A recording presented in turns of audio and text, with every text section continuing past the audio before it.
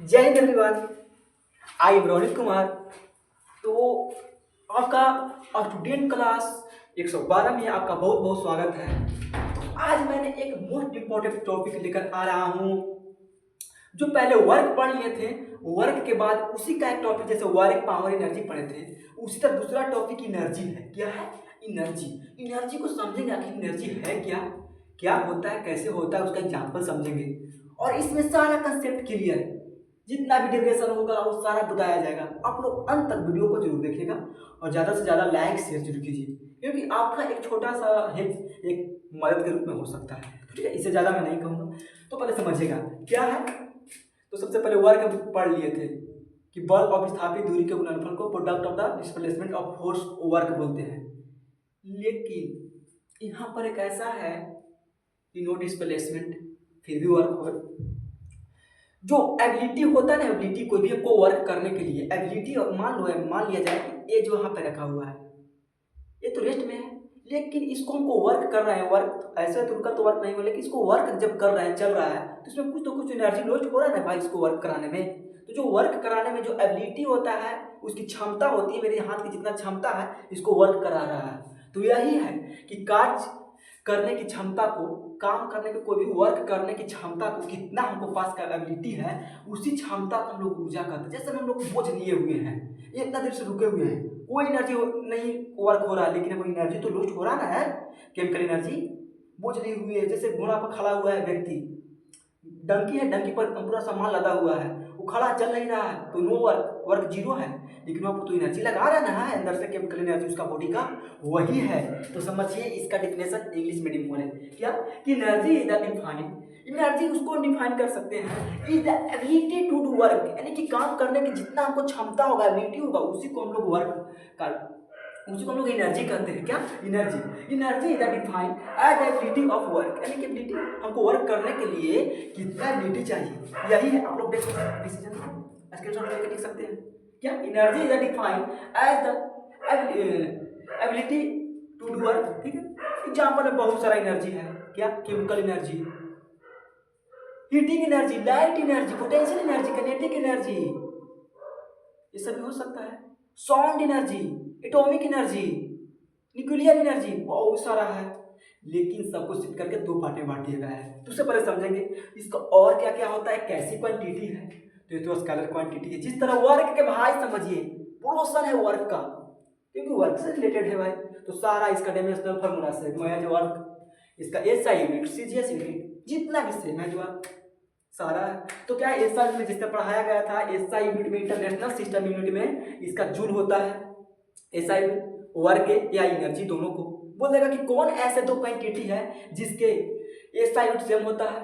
Work and energy, work and energy को समझ सकते हैं। इसका सीजीएस यूनिट में क्या होता है छोटू, तो सीजीएस यूनिट में अग्र होता है ईआरजी। क्या? ईआरजी अग्र होता है। और इसका डायमेंशनल फार्मूला भी सेम होता है। जिस तरह डायमेंशनल फार्मूला सिखाया गया था पहला वीडियो में जब पढ़ रहे थे, तो उसमें तो सिखाया गया था क्या, कि W बराबर एफ एस होता है, एफ, इसको सिखाया गया था, A L square T minus to और एस के एल, तो वहाँ से इसको निकाल के लाया गया है, समय नहीं। तो इसका होता है क्या dimensional formula, M L square T minus two होता है इसका डायमेंशनल फार्मूला। किसका? Dimensional formula of work and energy, दोनों का same, SI unit, CGS unit और डायमेंशनल फार्मूला दोनों का सेम होता है वर्क एंड एनर्जी का। ठीक है, कितना? M L square T minus two, आप निकाल भी सकते हैं, W equal to F S, force को भी सिखाया गया था, एस डिस्प्लेसमेंट को भी, वो तो ठीक है। अब आते हैं क्या, कुछ एक पॉइंट है क्या, कि वन जूल इक्वल टू कितना होता है, 10 to the power, 10 to the power कितना होता है, 10 के पावर 7 जूल, नहीं 7 अग्र, 7 अग्र होता है। कितना? 1 joule equal to 10 to power 7। लेकिन एग्जामिनेशन में क्या होता है, बच्चा को कंफ्यूज करने के लिए तू देगा कि क्या 1 अग्र इक्वल टू कितना होता है, माइनस आ जाएगा इधर में, तो 10 के power minus 10 to power minus 7 joule, इतना याद रखना। उल्टा 1 जूल में होता है 10 के पावर 7 अग्र, लेकिन 1 अग्र पूछेगा तो 10 के पावर माइनस 7 जूल, इतना याद रखिएगा। ठीक है, एक कंसेप्ट हो गया। और जो भी डाउट होगा कमेंट में जरूर लिखिएगा, एकदम कमेंट में जरूर लिखिएगा। आज आगे आप समझते हैं क्या, same SI unit same, CGS unit भी same, SI unit joule, CGS अग्र, dimensional formula same, M L square T minus two, 1 joule में 10 के पावर 7 अग्र होता है। 1 अगर में 10 के पावर -7 जूल होता है, कोई दिक्कत नहीं है आप लोगों को। लेकिन उतना सारा एनर्जी के टाइप बताया गया, लेकिन 2 ही में शिफ्ट कर दिया गया है। और एनर्जी के 2 टाइप्स होता है, पोटेंशियल एनर्जी, काइनेटिक एनर्जी। क्या कि हम तो ऊर्जा काम कर सकते हैं या कोई वस्तु को स्थिति में रख के पोटेंशियल करके, जिसमें जैसे रबड़ के डैम है, रबड़ के डैम में पहले पानी को स्टोरेज किया जाता है, तो उसके अंदर पोटेंशियल एकदम संचित है, जैसे छोड़िएगा जाने चलेगा। स्प्रिंग दबाया उसको अंदर पोटेंशियल एकदम, पोटेंशियल एकदम स्थिति ऊर्जा एकदम चपल है, जैसे स्प्रिंग पर बॉल रखेगा, छोड़िएगा तो फेंक देगा, उसके पास एनर्जी एकदम पोटेंशियल पोटेंट हो रहा है एकदम। एक होता है काइनेटिक एनर्जी, क्योंकि किसी को चला के, जैसे मैं यहाँ पर है अभी रुका हुआ है, इस पर कोई वर्क नहीं हो रहा है, जैसे मैं अपना एबिलिटी का यूज करेंगे, एबिलिटी यूज कर रहा था कि एबिलिटी यूज कर रहा है, चल रहा है, तो हो गया क्या, काइनेटिक एनर्जी। किसी वस्तु में गति के कारण, गति कर रहा है, मूवलेट कर रहा है, मोर के कारण से हो रहा है गति, मूवलेट के कारण हो रहा है, उसमें एनर्जी लग रहा है, जो चल के एनर्जी लोस्ट कर रहा है उसको काइनेटिक एनर्जी करेंगे। जितना भी धनी हुई, जैसे मैं मान लो कि तीर है, तीर में जो डरी होता है वो धनुष पर तीरी हुई है, एकदम पोटेंट, जैसे छोड़ेंगे आगे जाएगा।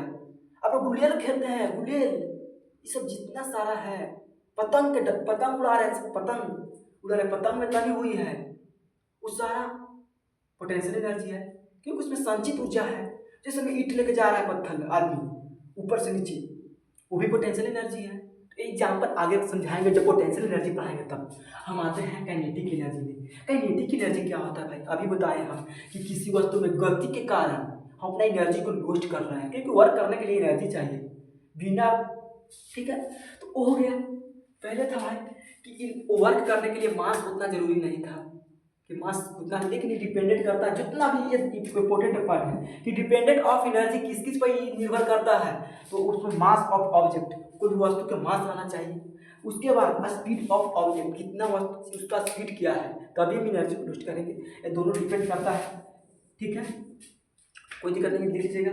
अब आएंगे काइनेटिक एनर्जी पर। काइनेटिक एनर्जी की डिफिनेशन देखिएगा क्या होता है। Kinetic energy is the possessed by an object due to the its motion, किसी वस्तु के गति के कारण। आप लोग लिखिए फिर से, kinetic energy is the energy possessed by an object due to its motion, किसी वस्तु को गति के कारण उत्पन्न ऊर्जा को हम गतिज ऊर्जा कहते हैं, ठीक है। गतिज ऊर्जा का फॉर्मूला क्या होता है, 1/2 mv²। वी है मास, वी है वेलोसिटी या स्पीड कर सकते हैं, तो क्या स्पीड। और यहाँ पे एक इंपॉर्टेंट पॉइंट आया था, ठीक है, लिख लिया। काइनेटिक एनर्जी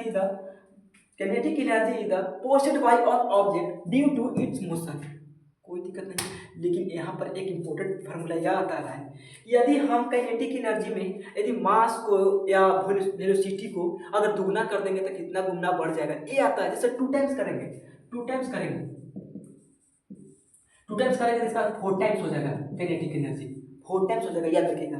अगर हाफ करेंगे तो 1/4 हो जाएगा, समझ रहे हैं।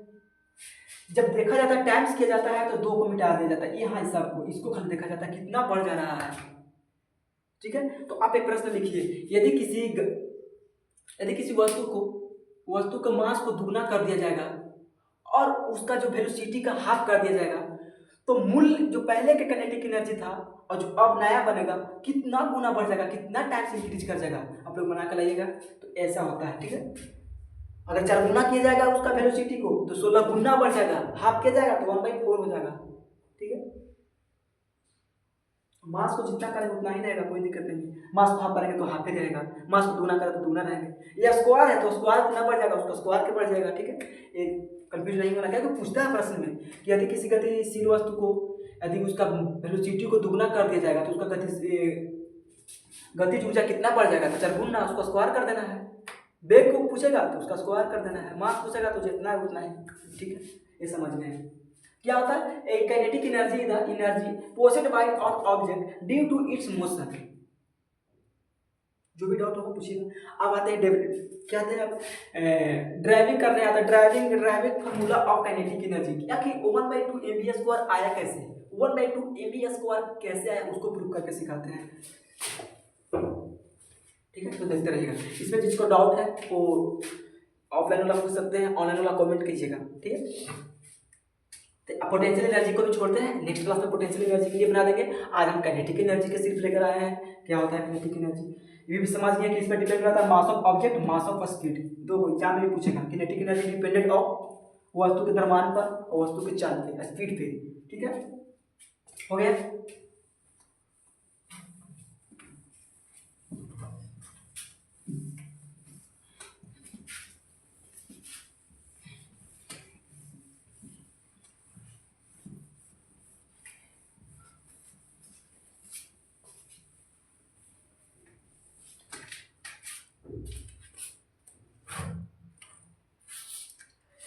आपको बताना है कि 1/2 एम भी स्क्वायर कैसे आता है। 1/2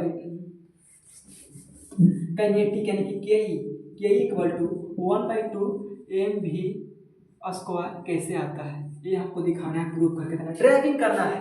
ड्राइविंग जैसे मान लिया जाए कि एक वस्तु है, यहाँ पे एम है, यहाँ एम है, ठीक है। उसके बाद उसको कोई भी वेग से, मतलब कि यू वेग से, मान लो कि यू वेग से जा रहा है, समझ रहा है। इनिशियल होता है, जाते जाते कहीं पर वी वेग से रुक गया हो, यहाँ पे रुका हुआ है वी वेग से, कोई इसका वेग नहीं है, इनिशियल पॉइंट है वहाँ पर। इसको जब इसमें एनर्जी आया, एनर्जी को नोट किए तो यहाँ पर एम आ गया यहाँ पे, और इसका जो वेग हुआ वो चेंज हो गया, वी हो गया। तो कुछ तो डिस्टेंस तय किया होगा ना यहाँ से आने में, तो यहाँ से आने में डिस्टेंस एस तय किया होगा, ठीक है, एस तय किया होगा। ये भी लिख सकते हैं कि यू क्या है, इनिशियल है, इनिशियल ए फाइनल है, फाइनल वेलोसिटी, एस पर डिस्प्लेसमेंट है, कितना डिस्प्लेसमेंट हुआ, समझ रहा है कि एक यहाँ पर मास है, इसको फोर्स लगा कर यहाँ से ऐसे किया तो डिस्प्लेसमेंट तो कुछ होगा ना भाई, यह तो याद होगा। तो सबसे पहले यहाँ पर देख लिया वर्क डन, सबसे work done on the object where in the becomes in the 1 joule kinetic energy, एक जूल कितना भी खर्च हुआ होगा एक जूल इसमें, तो इसको को सिद्ध करके लाना कि 1/2 एम वी स्क्वायर कैसे आता है, ये सिद्ध करके दिखाता है। तो यहाँ पर समझ गए। तो सबसे पहले बताइए, एक वर्क एक तरह के, तो वर्क बराबर क्या होता है, एफ एस, क्या होता है एफ एस, क्या होता है एफ एस।